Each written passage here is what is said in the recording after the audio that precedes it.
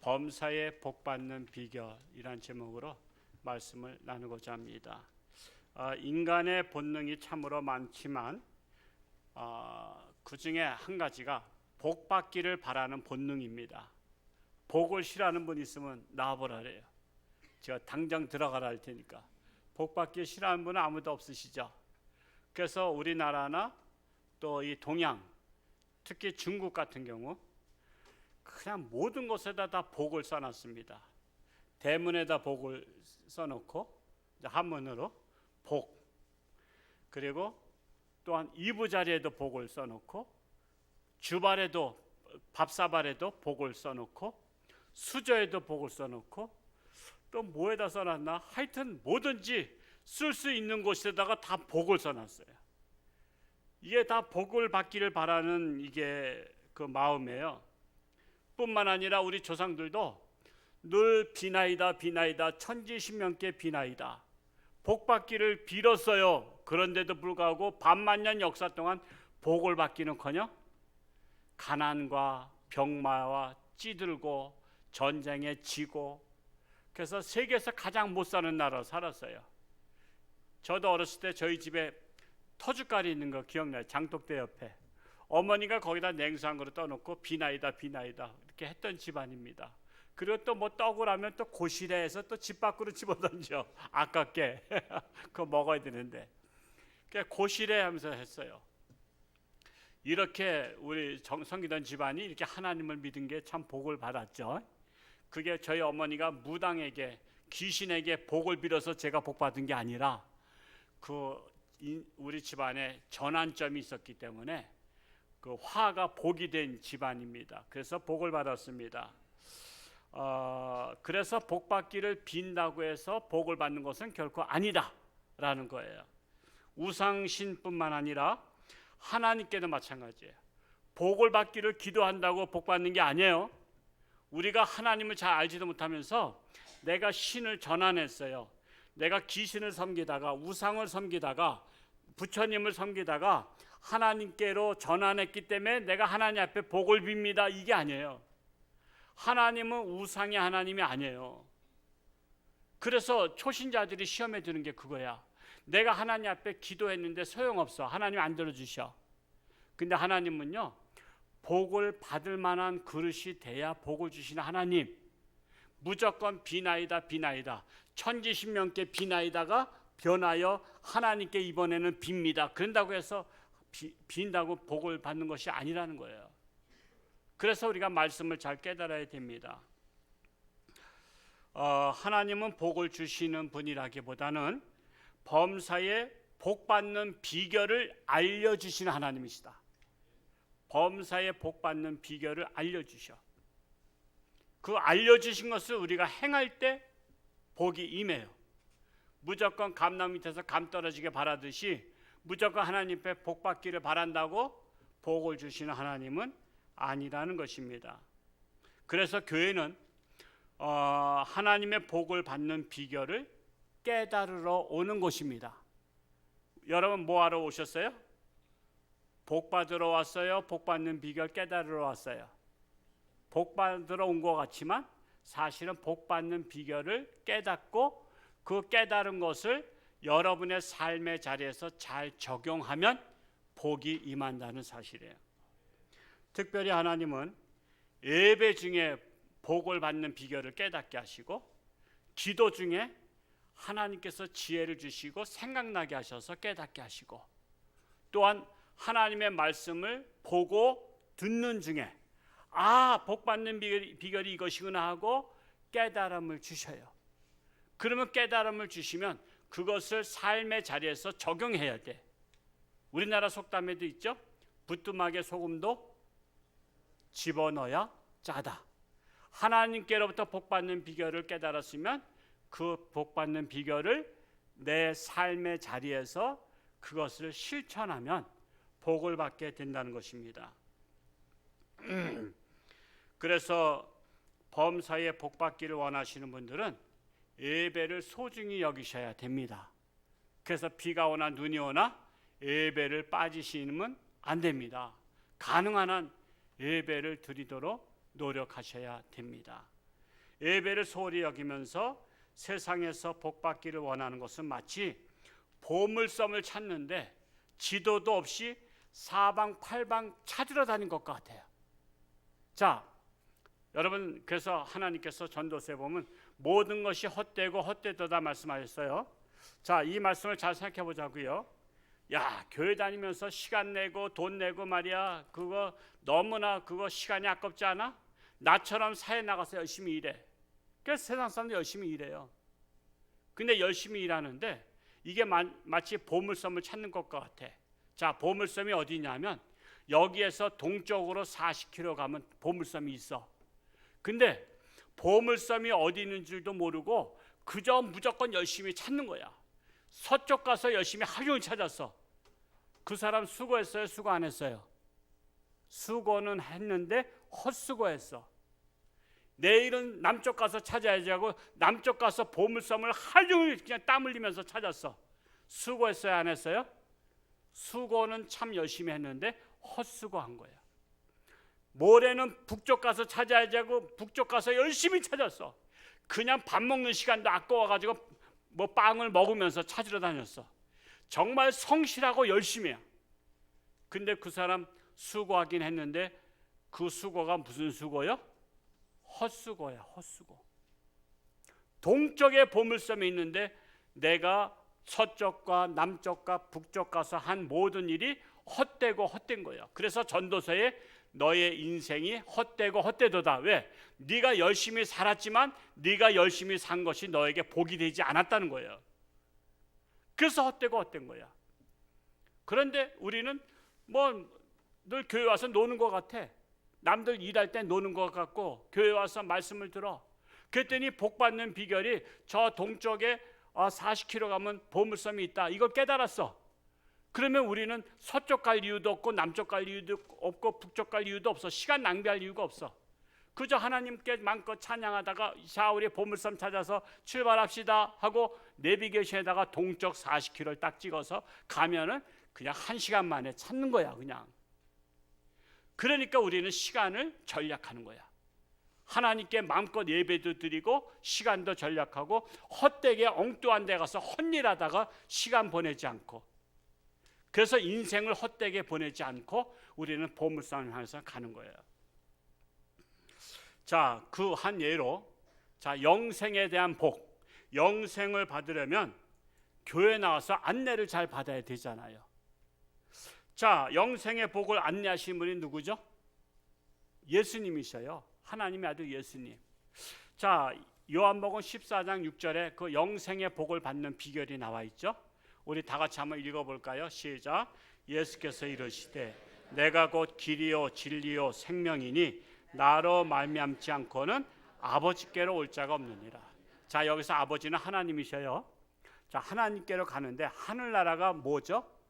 비유를 말하자면 보물섬이에요. 여러분, 가장 우리 인간에게 그 로망이 어려서 그 소설의 보물섬, 보물섬에 가서 보물을 찾으면 일확천금하는 꿈을 꿨잖아요. 그래서 보물섬 이야기를 어린이 때 다 읽어보셨잖아. 그것처럼 우리 인생의 로망인 보물섬이 어디냐면 하나님 아버지가 계신 곳이 보물섬이야. 하나님 아버지께 가는 것이 보물섬을 찾는 거야. 그런데 하나님 아버지께 가지 않고 어디로 가냐? 부처님을 따라가고 귀신을 따라가고 각종 우상 종교를 따라가. 그랬더니 인생 헛되고 헛된 인생 살았는데 우리는 누구를 따라가냐? 교회 갔더니 하나님의 아들 예수님의 안내를 받으래. 그 예수님께서 길을 안내하신대. 보물섬 가는 길을 안내하신대. 그래서 예수님께서 하신 말씀이 그거예요. 자, 여러분, 나를 따르세요. 왜? 내가 곧 길이고 진리고 생명이니 나로 말미암지 않고는 하나님 아버지 계신 보물섬에 갈 수 없느니라. 이렇게 재해석하면 그렇게 된다는 거예요. 하나님 아버지 보물섬에 가려면 우리는 예수님의 길을 따라가야 돼. 그러려면 예수님을 믿어야 돼, 안 믿어야 돼? 믿어야 돼요. 예수님 믿어야 따라가지. 예수님을 믿지 못하고 불신하면 예수님 따라가겠어요? 그래서 예수님을 믿고 따라가는 자에게는 보물섬에 가는 거예요. 그 보물섬이 어디요? 황금길이 깔려 있는 하나님 아버지가 계신 영원한 곳, 영생을 얻는 곳, 그 보물섬에 오늘 참석하신 저와 여러분 다 가실 수 있기를 축복합니다. 예수님의 길을 따라가면 된다라는 거예요.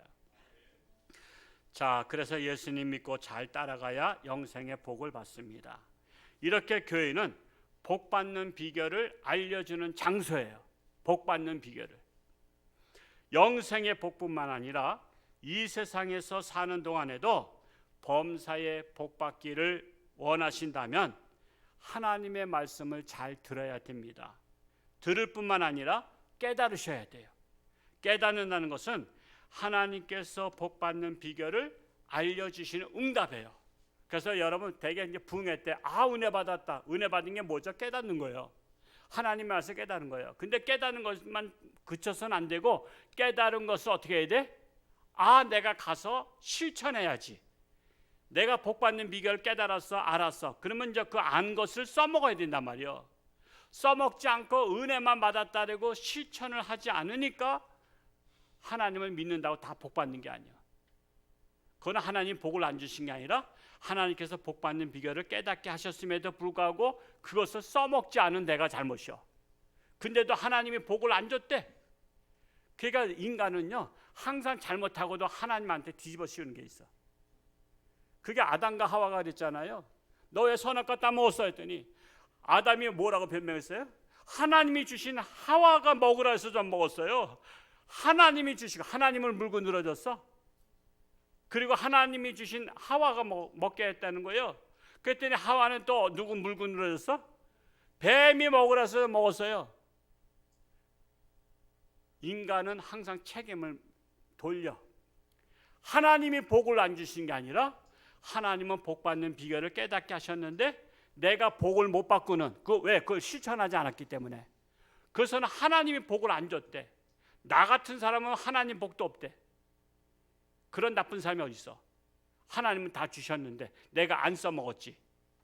부뚜막에 소금도 집어넣어야 짜듯이 내가 실천하지 아니하면 내게 주어진 복 다 헛것이 되는 거예요. 그래서 오늘 말씀 잘 깨닫고 실천하는 것이 중요하다라는 거예요. 복 받는 비결의 절차 다시 한번 제가 말씀드릴게요. 첫 번째는 교회를 잘 나오는 거예요. 교회를 잘 나오셔야 돼요. 교회는 뭐 하는 곳이에요? 복 받는 비결을 깨닫는 곳입니다. 그래서 교회를 나와야 돼. 사탄은 교회 나오지 못하게 뭐 코로나 핑계대고 저런 거 이것저것 핑계대서 교회를 못 나오게 왜 그렇죠? 복 받지 말라고. 그래서 교회를 잘 나오셔야 된다. 두 번째는 하나님께 예배 드리며 하나님을 말씀을 놓칠세라 정신을 차리고 잘 듣는 게 중요해요. 참 감사한 것은 우리 교회는 좋은 분이 안 계셔. 얼마나 감사한지 몰라요. 이 교회들마다 보면은 좋은 분 많아. 우리 교회는 저 빼놓고 좋은 분이 없어. 제가 설교하면서 졸지 않도록 기도해 주세요. 사람이요 말씀을 들을 때도 졸면 말씀이 딱 지나가죠. 근데 그 지나갔을 때 그 복 받는 비결이 그때 지나간단 말이야. 제가 이 간증을 이게 유튜브를 통해서 많이 들어요. CBS 간증 많이 듣다 보면 딴 생각하다가 들어보면은 중요한 게 지나간 것 같아. 그러면 이제 그거는 이제 앞으로다 또 이렇게 앞으로 돌려서 다시 재방송 들으면 되잖아요. 근데 설교는 오늘 들으면 끝나는 거야. 밴드에다 올리긴 하지만 잘 안 듣잖아. 그러니까 들을 때 정신 차리고 들으셔야 돼. 정신을 딴 생각하면 오늘 복 받는 비결이 중간에 스쳐 지나가 버려. 그래서 우리는 기회를 놓치면 안 돼요. 잡아야 됩니다. 오늘 복 받는 비결의 기회를 꼭 잡으시길 축복합니다. 세 번째로 들을 때 마음에 감동이 오면 그 말씀을 마음판에 새겨야 돼요. 즉 기억하게 외워야 돼요. 마음판에 새겨야 돼요. 근데 저는 머리가 나빠. 그래서 말씀 듣는 걸 잘 기억을 못해. 그래서 저는 어디 강의나 설교나 무슨 세미나 가면 꼭 저는 이게 마음판에 새기기 전에 마음판에 잘 못 새겨져. 한 번 듣고서는. 그래서 제가 꼭 볼펜. 저는 볼펜을 안 갖고 다닌 적이 별로 없어. 보통 하나 또 잊어버릴까 봐 2개, 3개를 갖고 다녀. 그리고 요걸 또 여기다 꽂아 놓으면은 나도 모르게 이걸 또 손을 쳐가지고 누르면 여기서 또 이게 뭐가 그걸 갖다 뭐라 그래? 똥이 나온다 그러나? 그게 나와서 와이셔츠 흰 거 밑에다가 또 먹물이 막 들어. 잉크물이 들어. 아이고 이거 큰일 났구나. 이게 와이셔츠 이거 비싼 건데. 그래가지고 와이셔츠 요번에도 2개를 버렸는데 버릴까 했더니 또 잉크를 지우는 약이 있대. 참 감사한 세상이요. 그래서 와이프가 또 잉크를 지우는 약을 갖다가 또 하니까 감쪽 같아. 그래서 제가 오늘 이거 입고 나왔잖아요. 이 하얀 옷이 제가 아주 귀한 옷인데 이게 잉크로다가 이렇게 먹물처럼 지저분했거든. 그 지저분하게 하고서 나올 수도 없는데 이거 딱 깨끗이 한 거야. 그러니까 볼펜. 자, 볼펜으로 저 같은 사람은 해요. 근데 요즘 젊은 세대는 이 볼펜도 안 써. 스마트폰에다가 또 뭐 작동하면 거기다 또 다 써. 메모하잖아. 전 아직 거기까지 못 배웠어. 제가 올해 스마트폰에다 기록하는 걸, 메모하는 걸 제가 올해 배우려고 지금 작정하고 있어요 지금. 근데 아직 작정은 했지만 아직까지 못 배웠어요. 근데 젊은 세대는 아시죠? 스마트폰에다 다 기록을 해. 제가 이제 그걸까지 배우면은 아마 볼펜이 필요 없을지도 몰라. 그런데 머리 좋으신 분은 어디다 새겨요? 마음판에. 마음판에다가 새기는 거야. 마음판에 새기면 그 말씀이 내가 복받는 기회가 왔을 때 그 말씀이 살아 역사하는 거야. 그 말씀을 써먹는 거야. 그러면 그 말씀대로 써먹으면 복이 왕창 나한테 올 수 있는 거예요. 그러니까 복을 안 받을래야 안 받을 수가 없어요. 마음판에 새기는 게 가장 좋아. 네 번째로 마음판에 새긴 그 말씀을 내가 사는 삶의 자리에서 늘 실천하는 거예요. 실천하지 않으면 소용이 없다. 실천해야만 된다라는 거예요. 그래서 말씀대로 살다 보면 어느새 사방에서 복이 떼굴떼굴 굴러와서 복이 쌓여 있는 것을 알게 됩니다. 오늘은 특별히 범사에 복 받는 비결을 알려드리려고 하니까 오늘 말씀을 꼭 내 것으로 여러분 받아들일 수 있기를 축복합니다. 먼저 이 말씀을 여러분의 마음판에 새기시기 바랍니다. 제가 받았던 은혜의 말씀이에요. 사도행전 20장 35절. 우리 같이 한번 읽어볼까요? 시작. 범사에 여러분에게 모본을 보여준 바와 같이 수고하여 약한 사람들을 돕고 또 주 예수께서 친히 말씀하신 바 주는 것이 받는 것보다 복이 있다 하심을 기억하여야 할지니라. 복 받는 비결 나오죠? 수고하여 약한 사람들을 돕고 주는 것이 받는 것보다 더 복이 있다 하심을 믿어야 할지니라. 그래서 주는 자가 복이 있어요. 받는 것보다 주는 자가 더 복이 있대. 근데 여러분 줄 만한 여유가 있어요 없어요? 나 먹기도 바쁜데 나 쓰기도 바쁜데 그럼 복 못 받는 거예요. 거기에서 한계야. 사람마다 하나님의 복을 받는 한계가 있더라고. 그냥 받는 복으로 끝나는 사람이 있고 받았을 뿐만 아니라 내가 쓰기에도 철철 넘쳐서 남한테 주지 않으면 아까워서 이거 다 썩혀버리니까 막 주는 사람이 있어. 여러분 기껏 한번 받는 게 좋아 주는 게 좋아? 저는 우리 홍천장교 성도들이 주는 복을 받으시길 축복합니다. 주는 복이 중요한 거예요. 저는요 제가 어려서부터 저는 정말 복 되게 없다고 생각했어요. 제가 7남매 중에 막내인데 복도 지질이 없다고 생각했어요. 저는 학교 다니면서 하도 옛날에 70년대는 공납금이라는 게 있어. 공납금. 납부금 4학기 4번 나눠서 내는데 제가 형님네 가서 공부하는데 형님이 실직하는 바람에 납부금을 줄 수 있는 형편이 아니라 내가 또 이렇게 형편을 보고선 또 돈 달라 소리를 못해. 그러니까 맨날 학교 가면 선생님한테 맞는 거야. 이민수 공납금 가져왔어? 못 가져왔습니다. 이리 와. 한쪽 귀를 잡고 따짝이 때려. 선생님 손이 제 손만 그냥 짝짝 때려. 그리고 공납금 못 내는 애가 한 4-5명이 있어. 그러면 너희들은 공부하지 말고 집에 가서 공납금 가져와 그래. 아니 불량배로 보는 거야. 내가 불량배처럼 생겼어요? 저 선생님이 너무해. 그 선생님 이름 밝힐 수는 없어. 지금 돌아가셨을 것 같은데. 이민수 집에 가서 돈 가져와. 그래서 이름 불러 4-5명.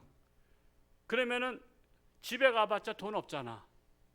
그래서 그냥 산에 가서 그늘에 가서 책가방 팽개치고 노래 불렀어. 그때 무슨 노래가 유행했냐면 이용복 가수라고 장님 가수 계셨어. 그분의 노래 중에 불쌍한 어머니 왜 날 낳으셨나요? 나는 그 노래 거기만 알아. 내가 맨날 그랬어. 불쌍한 어머니 왜 날 낳으셔가지고 내가 이렇게 매 맞고 학교 다녀야 되냐고. 내가 매 맞고 학교 다니다니까. 공납금 가져올 때까지 매일 맞는 거야. 내가 생일날도 맞았으니까. 내가 생일날 맞은 건 기억에 안 없어져. 그렇다고 선생님에게 한 맺힌 건 아니야. 그렇지만 나는 매 맞으면서 다녔다고. 공납금이 없어서. 그래서 제가 반항하고 집을 뛰쳐나가고 제가 학교를 그만둔 적도 있었어요. 그냥 내가 매 맞으면서 내가 학교 다니겠냐 말이야. 근데도 군대 갔다 오니까 또 갈 데가 없네. 영락기도원에서 1년 동안 그 큰 1000명대라는 예배당에서 겨울을 냈어. 친구가 불쌍하다고 자기가 건물 지키는 친구가 있었거든. 자기 건물 옥상에 창고 있는데 창고 수리하면 거기서 살 수 있대. 그래서 내가 그 창고를 수리해가지고 또 1년 동안 내가 신학교를 다니면서 1년 동안 거기서 라면 끓여 먹으면서 살았어. 그 밥 먹을 때 없어. 매일 굶길 밥 먹듯 했어. 그때가 제 몸짱이었어. 지금은 지금 몸이 너무 복을 받아서 잘 먹어서 지금 이렇게 퉁퉁하게 불었는데 그때는 아주 그냥 물찬 제비처럼. 요즘 말하자면 그건 누구야? 그 연예인들 남자 성진이만큼 내가 잘생겼었다고. 그렇게 내가 했었는데 결혼할 때도 아무것도 없었던 거예요. 빚을 내서 방 하나 400만 원짜리 부엌도 없는 거 추마 밑에다가 연탄 하나 넣는 거 그게 살았어. 게다가 내가 이렇게 복 없는 사람을 살아야 되는 거야. 내가 보기에는 내가 복 받게 생겼잖아요. 멀쩡하게 생기고 내가 뭐가 부족해. 근데도 난 지질이 복이 없는 거야. 그런데 하나님의 말씀을 읽다가 오늘 말씀 사도행전 20장 35절에 약한 사람들을 돕고 주는 자가 받는 자보다 복이 있다 하심을 믿어야 할지니라. 이 말씀이 내 가슴에 쾅 쳤다니까. 그래서 나는 쪼개서라도 주기 시작했어. 나보다 약한 사람이 있으면 내가 도와줬어. 내가 굶어도 도와줬고 쪼개서 나눠주고 내가 하나님 말씀대로 복을 받아야 되겠다 해서 제가 홍천주안교회 와서도 가장 약한 교회 있잖아요. 10명도 안 되는 교회 와서 맨날 그냥 판잣집에서 비가 새고 장마 때는요 세수대야로 가운데 쭉 났어. 그 수건 갖다 바닥에 놓고 물소리가 탕탕 치니까. 그랬음에도 불구하고 무조건 도와달라면 도와줬어요. 무조건 도와주고 선교사 도와주고 다 지금 20명 도와주고 있죠. 미자리교회 도와주죠. 여러 가지 단체 도와주죠. 거절하지 않고 무조건 다 도와주다 보니까 뒤를 돌아보니 내가 복을 받은 목사가 됐더라고. 그래서 우리 홍천군에 있는 목사들이 홍천에서 제일 복 받은 목사는 이민수 목사래. 내가 말하는 게 아니야. 목사들이 그래. 내가 이제 그러거든 가끔. 나는 복도 없어. 그러면 아니 목사님이 복도 없다면 우리는 뭐여 그래. 강원도에서도 나를 제일 복 받은 목사로 부러워한다는 거. 그래서 나는 내가 나를 스스로 인정하고 싶지 않은데 남들이 나를 복 받았다 그래. 그런 것 같아요? 안 그런 것 같아요? 그런 것 같죠? 그래서 난 복 받은 목사야. 그러니까 얼마나 감사한지 몰라. 왜? 하나님 말씀대로 복 받는 자가 됐다는 사실. 그래서 우리 교회가 부리독기 많이 하고요. 그냥 이디오피아에 갔다 오면 양 보내게 하자 그러면 우리 성도들 했고, 또 탄자니아 우물 파지 않으면 3천만 원짜리 해주고, 또 캄보디아에 교회 짓자 하면 교회 3개 짓고, 지금 미얀마에도 지금 짓고, 그리고 우크라이나 전쟁 나서 얼마나 어려우냐 산불 돕기 하자 했더니 우리가 또 했잖아. 제가 그래서 여러분에게 복 받으라고 마당 깔아주는 거예요. 지금 내가 받은 복을 여러분도 같이 나누고 싶어서 제가 이렇게 하는 거예요. 근데 일부 좀 이해하지 못하는 분은 홍천주안교회 목사님은 이렇게 내려는 게 많다래. 아니 내서 내가 받았나 내가 가졌나 같이 나눈 거지. 우리가 지난주에 미얀마 우리 김사 선교사 사모 그 딸들이 지금 둘이 지금 어렵잖아요. 주저앉은 병하고 지금 계속 재활 치료하고 있는데, 그때도 우리가 도와줘서 뭐 모금하자 했더니 한 1,500만 원 도와줬잖아. 그리고 나와서 지금 거진 1년 가까이 지금 있으니까 돈도 다 떨어졌을 것 같아. 치료비하고 뭐고. 그래서 우리 교회 와서 한번 간증하라고 그랬던 거 아니에요. 간증하러 왔는데도 뭐 그렇다고 재정 마음대로 쓸 수 있는 재정도 아니잖아요. 그냥 강사비로 30만 원 줄 수밖에 없어. 그러면 어떻게 할까? 이거 뭐 여기까지 와가지고 30만 원 받아가지고선 딸 3명의 사모가 와서 먹고 자고 이거 교통비도 안 돼. 하나님 어떻게 도와줘야 될까요? 했더니 그래도 참 감사하게 또 생각이 났잖아. 오후에 우리가 헌금 안 하지만 특별헌금 했는데 다 거부하지 않고 또 십시일반 특별헌금해서 그거 다 전달했고, 또 누가 또 점심 산다고 해서 또 점심 또 그냥 한우로다가 먹어보기 힘든 한우로다가 아이들까지 실컷 먹여주고, 그러고도 또 여러 성도님들이 뒤늦게 알았지만은 이렇게 저렇게 또 찔러줬다 그래도만 뭐 50만 원도 주고 몇십만 원 주고 이렇게 해서 많은 걸 찔러줬대. 아마 제가 어림진자하다가 한 300여만 원은 그래도 준 것 같아. 내가 얼마나 감동적인지 몰라. 너무 감사해. 그래서 나는 우리 성도들이 너무 좋은 거야.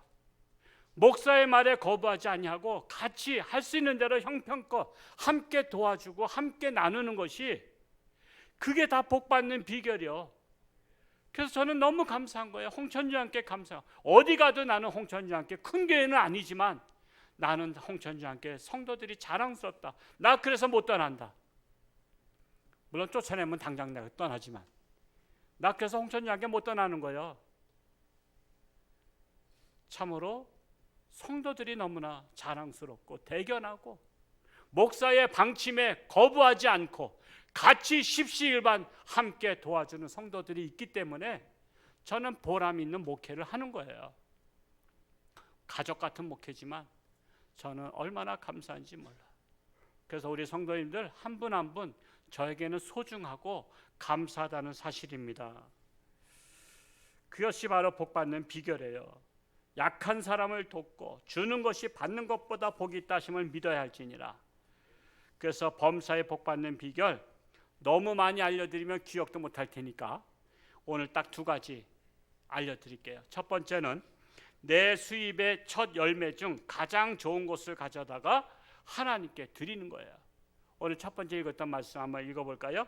출애굽기 23장 19절 23장 19절을 같이 한번 읽어봅니다. 시작. 내 토지에서 처음 거둔 열매의 가장 좋은 것을 가져다가 너의 하나님 여호와의 전에 드릴지니라. 거기까지만 읽어보겠습니다. 너의 토지에서 처음 거둔 열매의 가장 좋은 것을 가져다가 너희 하나님 여호와께 드릴지니라. 첫 열매를 드린다는 것은 천하 우주 만물의 주인이신 하나님께 먼저 감사를 드린다는 거예요. 가장 좋은 것을 드린다는 것은 하나님이 내게 가장 존귀하고 가장 좋은 분이기 때문에 가장 좋은 걸 드리는 거예요. 솔직히 제가 목사도요, 내가 초월한 것 같아도 솔직히 거지가 가끔 오면요, 요즘 가끔 가다 여자분이 한 50대 되신 여자분이 가끔 우리 교회 와서 있어. 아주 그냥 뭐 노숙자야. 냄새가 풀풀 나. 그럼 어떻게 집사람 벌어 좀 밥 좀 주고 용돈 좀 주자 해서 그냥 몇만 원 주는데, 여러분 솔직히 거지가 오면 내가 한우가 있고 돼지고기가 있고 여러분 나물 김치가 있다래. 그러면 내가 한우 줄까 돼지고기 줄까 나물 김치 줄까? 솔직히 저는 한우 안 줘. 내가 왜? 한우 나도 먹기도 힘든데. 내가 이렇게 내가 욕심 많다고. 그냥 나물밥에다가 그냥 된장찌개에다 이렇게 해서 준다고 한 그릇 해서 올 때마다 줬어. 그 여자가 어떻게 노숙자가 됐더라고. 그래서 한 돈 한 몇만 원 주고. 근데 만약에 대통령이 우리 집에 방문한다 그러면 내가 한우고기 내놓을까 돼지고기 내놓을까 나물김치 내놓을까? 한우고기 당연히 내놓죠. 왜? 그래도 세상에서 존귀한 분 아니요. 그가 좋고 나쁘고 떠나서 대통령이 오셨다면 홍천 한우 난 내놓는다고. 사람의 마음이 그런 거예요. 나한테 귀중하다고 생각하면 귀중한 거 내놓는 것이고 별 볼 일 없다고 생각하니까 나물김치 내놓는 거라고. 그렇다면 하나님은 나에게 어떤 분이요? 가장 귀중한 분이에요? 별 볼 일 없는 분이에요? 가장 존귀한 분이잖아. 만왕의 왕이시잖아. 그 만왕의 왕께 첫 예물을 드리고 가장 좋은 것을 구별해서 선별해서 하나님 앞에 올려드리는 게 기본 상식이잖아요. 노숙자만도 못해서 되겠냐 말이야. 하나님이 우리의 마음에 그런 자세를 가져야 하는 거야. 하나님은 나에게 가장 존귀한 분이다. 하나님은 나의 생명을 살게 하시고 태어나게 하시고 또한 구원받게 하신 그 존귀한 하나님 앞에 첫 예물을 드리는 게 뭐가 아까워요? 가장 좋은 것을 구별해서 드리는 게 뭐가 아까워요? 농부가 아무리 보릿고개 시절을 지내도요, 밭에 뿌릴 씨앗은 절대로 먹지 않고 밭에 뿌리는 거 아시죠? 이런 행위를 하는 농부를 어리석다 하지 아니하고 지혜롭다고 말합니다. 그 결과로 당장에 나타나지 않지만 가을에 결과를 거두죠. 30배, 60배, 100배로 거두게 된다는 거예요. 그러나 어렵다고 씨앗까지 먹어버리면 그 가을에 먹을 것이 없습니다. 소망이 없어요. 하나님은 복받는 비결로 첫 열매 중 가장 좋은 것을 나에게 바쳐보라는 거예요. 그러면 30배, 60배, 100배로 보상해 주시겠다는 거예요. 이 사실을 믿으십니까? 믿으신다면 실천하시기 바랍니다. 사람이 지식으로 믿지만 실천을 안 하니까 복을 받지 못하는 거예요. 그래서 하나님은요, 맥주감사절이란 절기를 주신 거예요. 다음 주가 맥주감사절인데 옛날에는 보릿고개가 있었잖아요. 보리밥만 먹어도 괜찮았다니까. 제가 초등학교 때는 맨날 보리밥만 싸가서 꽁당 보리밥 그랬잖아요. 그래서 그것도 뭐야, 도시락이라고 요즘은 말하지만 옛날엔 변또인가? 벤또야 변또야? 벤또? 벤또에다 꽁당 보리밥만 했다고. 쌀이 한 톨도 안 섞였어. 쌀밥을 언제 먹냐? 생일날만 엄마가 반, 2분의 1 꽁당 보리밥하고 섞어서, 그것도 완전한 쌀밥이 아니라 반을 섞은. 그래서 1년 중에 기다린 날이 생일이야. 왜? 쌀밥 반 2분의 1을 먹어보고 싶어서. 근데 지금은 맥주감사절 보리밥을 안 먹어도 잘 먹고 잘 사는 시대가 됐으니까 옛날에 감사해야 돼? 오늘날에 더 감사해야 돼? 오늘날에 보리농사 안 짓고도 배가 터지게 먹고 사는 시대가 더 감사할 일이지. 아, 나 보리농사 안 지니까 맥주감사절 안 지켜.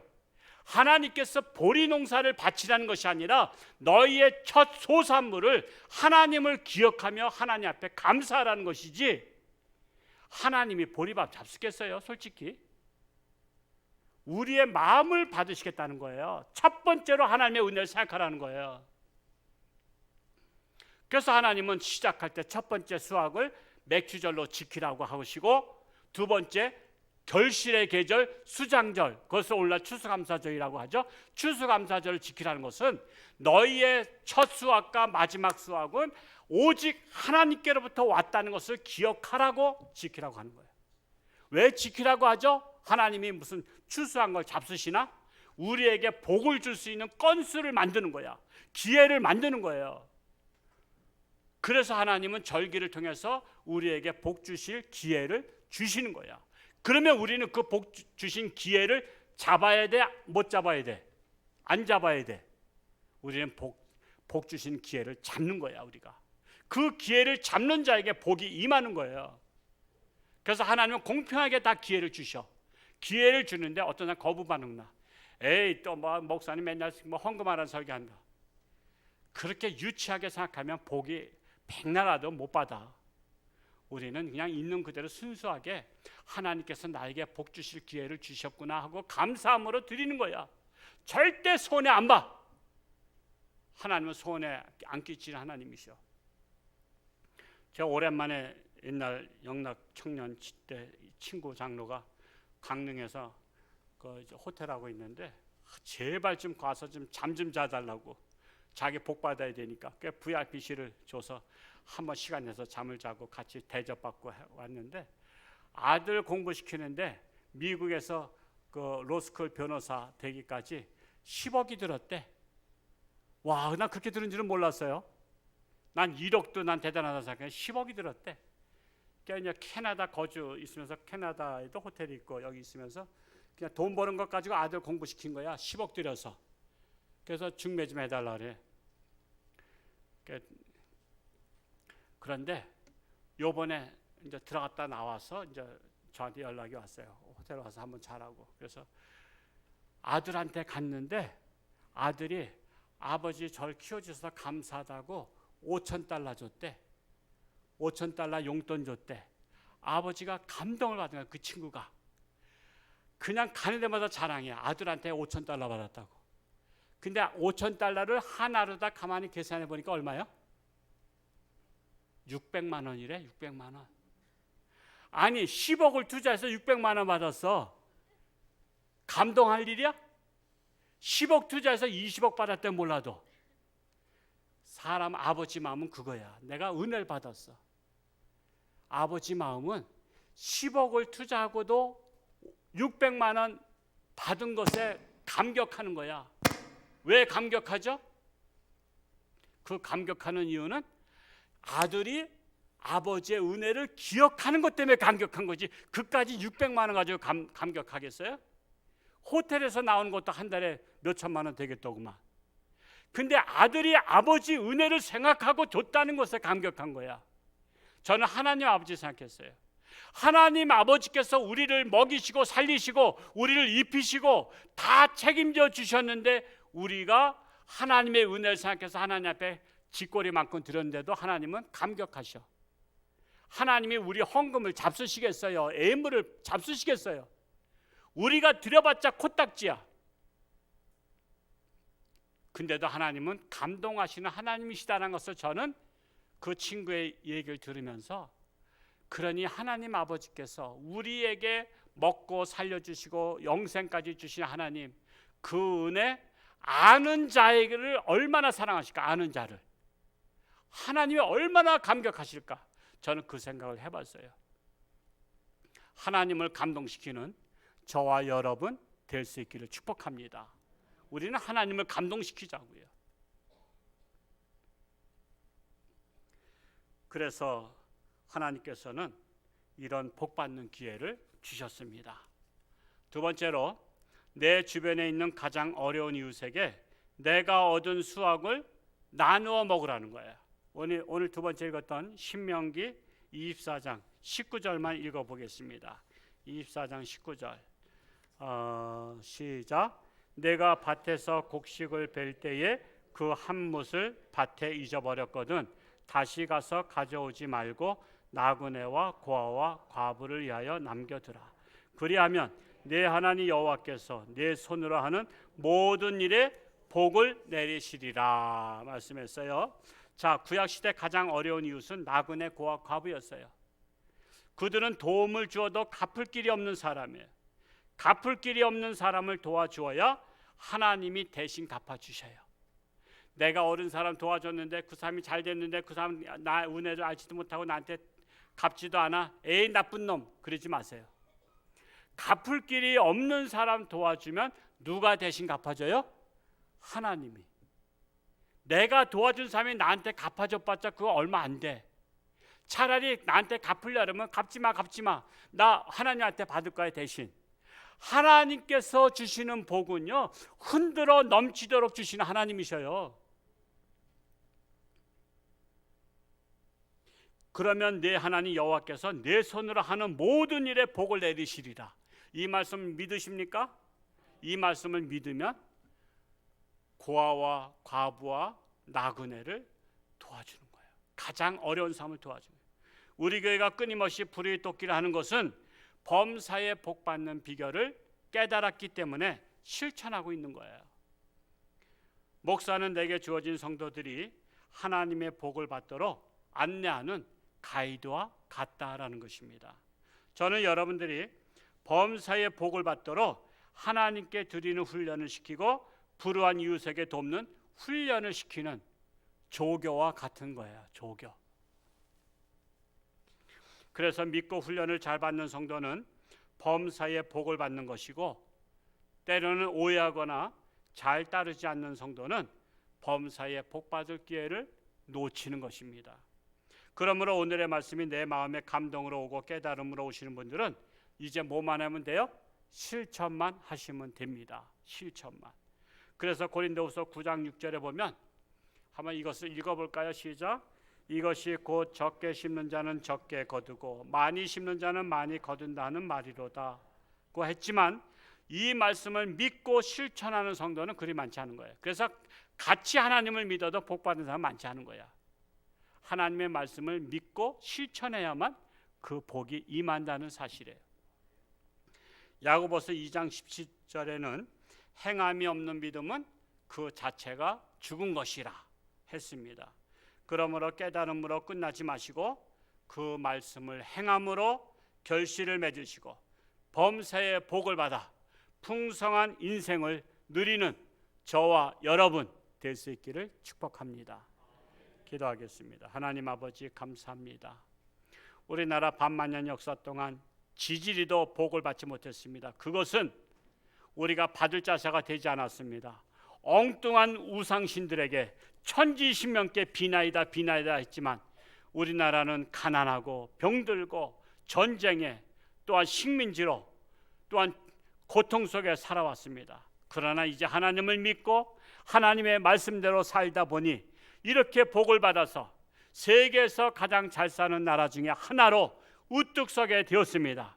우리는 이 은혜를 잊지 말고 하나님 앞에 첫 예물을 드릴 뿐만 아니라 또한 나그네와 고아와 과부를 돌아보며 나보다 어려운 사람들을 돌아보는 자가 되어서 정말 하나님이 보시기에 복받기에 합당한 우리 모든 성도가 되기를 간절히 소원합니다. 하나님 말씀 우리가 들었습니다. 깨달았습니다. 이제 삶의 자리에서 깨달은 것을 실천하는 길만 남았습니다. 삶의 자리에서 실천함으로 말미암아 저들의 복이 30배, 60배, 100배로 받아서 평생토록 도와주는 자로 더불어 살아가는 자로 살기를 원합니다. 오늘 결단하는 저들 되게 하여 주옵소서. 예수님의 이름으로 감사하며 기도하옵나이다.